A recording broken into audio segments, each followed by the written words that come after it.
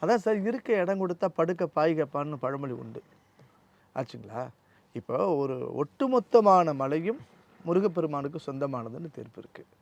இப்போ இந்த ஆடுகோழி பிரச்சனை சாப்பிடணும்னு பிரச்சனை வந்தபோது இது சிக்கந்தர் மலையா முருகனுடைய மழையான்னு பிரச்சனை வந்தபோது இது போன ஒரு 6 மாதம் முன்னாடி தீர்ப்பானது இது திருப்பரங்குன்ற முருகப்பெருமானுக்கு சொந்தமான மலைன்னு ஆயிடுச்சு.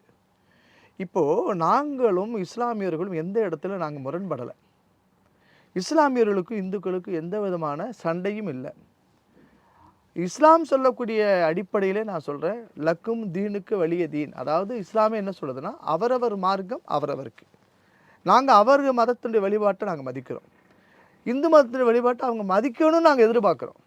ஆனால் அவங்க என்ன பண்ணுறாங்க, எங்களுக்குள்ளே இருக்கக்கூடிய இந்த உறவுகளை, இணக்கத்தை ஒன்று சேரவே கூடாது, முஸ்லீமும் இந்துவும் சண்டை போட்டுக்கிட்டே இருக்கணுங்கிறதுக்காக இந்த அரசு முயற்சிக்கிறது.